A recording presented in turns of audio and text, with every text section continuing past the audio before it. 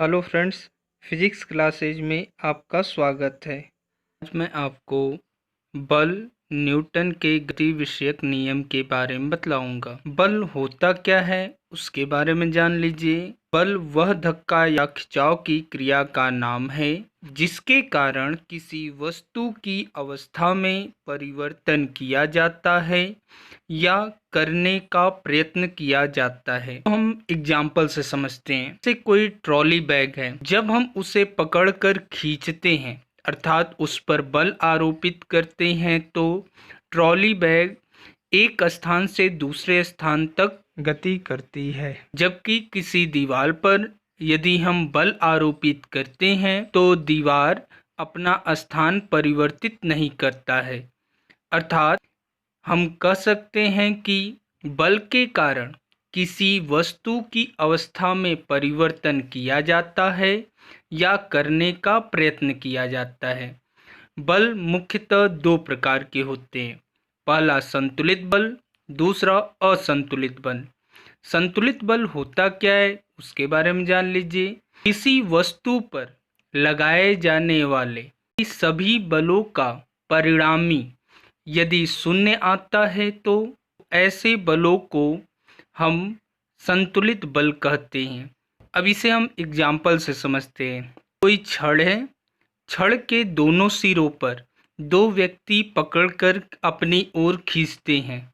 यदि छड़ किसी भी व्यक्ति की ओर मूव अर्थात विस्थापित नहीं होता है तो दाएं एवं बाएं पक्ष के व्यक्तियों द्वारा लगाए गए बल का मान आपस में बराबर होता है। अर्थात इन पर लगाया गया परिणामी बल शून्य होता है। दूसरा हेडिंग है असंतुलित बल। जब किसी निकाय पर दो या दो से अधिक परिणामी बल कार्य करते हैं तथा उनका परिणामी शून्य नहीं प्राप्त होता है तो उन्हें हम असंतुलित बल कहते हैं। जैसे रस्साकसी का खेल। रस्साकसी के खेल में किसी रस्सी के मध्य बिंदु पर कोई रिबन बांध देते हैं तथा दोनों तरफ कुछ व्यक्ति पकड़कर खींचते हैं। यदि दाएं पक्ष के व्यक्तियों द्वारा लगाए गए बल का मान बाएं पक्ष के व्यक्तियों द्वारा लगाए गए बल के मान से अधिक है तो रस्सी दाएं तरफ विस्थापित हो जाती है। नेक्स्ट हेडिंग है न्यूटन के गति के नियम। न्यूटन ने सन 1686 ईस्वी में अपनी प्रसिद्ध बुक प्रिंसिपिया में गति से संबंधित मुख्यतः 3 नियम का उल्लेख किया जिसे हम न्यूटन का गति विषयक नियम भी कहते हैं।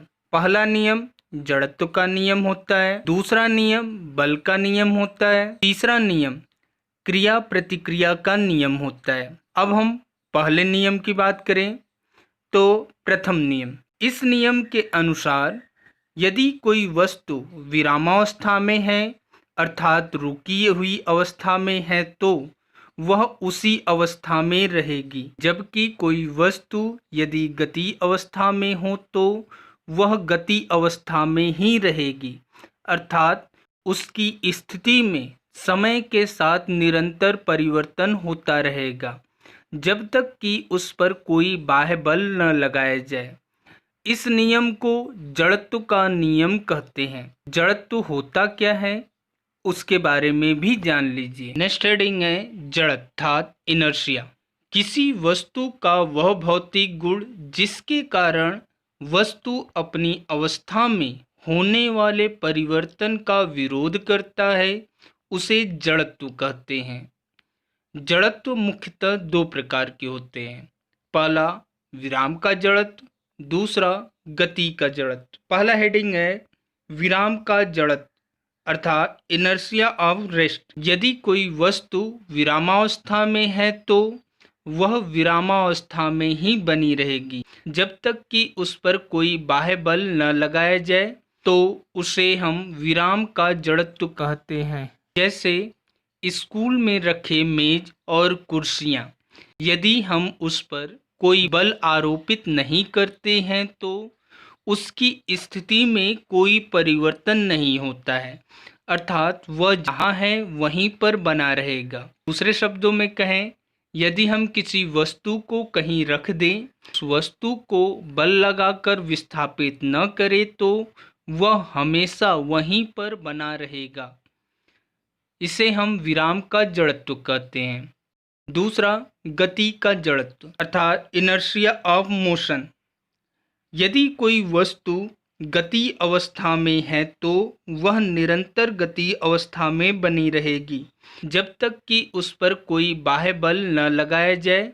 इसे हम वस्तु का गति का जड़त्व कहते हैं। जैसे यदि हम किसी साइकिल को चलाते हैं तो जब साइकिल सड़क पर चलता है तो सड़क द्वारा साइकिल के पहिए पर एक घर्षण बल आरोपित होता है जो उस साइकिल की गति का विरोध करता है, जिसके कारण उसकी गति में निरंतर परिवर्तन होता रहता है।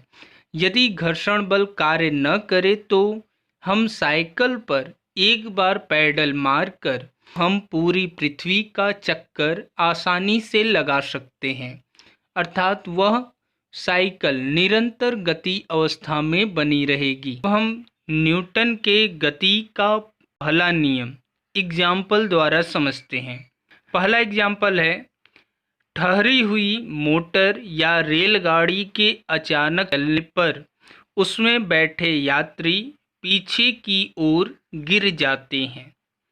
जैसा कि हम देखे होंगे, जब हम कभी बस से सफ़र करते हैं तो जब बस रुकी हुई होती है तो हम आराम से सीट पर बैठे रहते हैं, किंतु जब यह बस अचानक चल पड़ती है अर्थात गति अवस्था में आ जाती है तो हमारा कमर के नीचे का शरीर गति अवस्था में आ जाता है, जबकि कमर के ऊपर का हिस्सा विराम अवस्था में होने के कारण वह वहीं बना रहता है, जिसके कारण हमें आभास होता है कि हम पीछे की ओर झुक जा रहे हैं।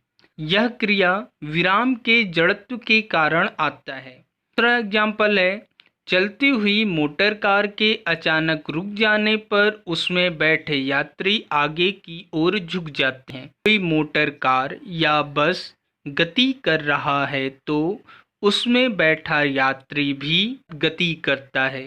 तो बस अचानक रुक जाती है तो बस का निचला हिस्सा अर्थात पहिया सड़क के संपर्क में आने के कारण वह रुक जाता है और हमारे कमर के नीचे का हिस्सा उसके साथ ही रुक जाता है, जबकि कमर के ऊपर का हिस्सा गति अवस्था में ही बना रहता है, जिसके कारण वह आगे की ओर झुक जाता है।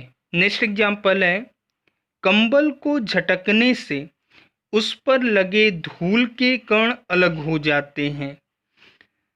अब इसको हम अच्छे से समझते हैं। जब किसी कंबल को रस्सी के सहारे लटका कर तेजी से डंडे के द्वारा हम बल आरोपित करते हैं तो डंडे द्वारा आरोपित बल के कारण कंबल गति अवस्था में आ जाता है, जबकि धूल के कण वहीं विरामावस्था में बने रहते हैं, जिसके कारण कंबल से धूल अलग हो जाते हैं विराम के जड़त्व के कारण। नेक्स्ट एग्जाम्पल है, यदि पेड़ की शाखा को हिलाए तो उस पे लगे फल टूटकर नीचे गिर जाते हैं।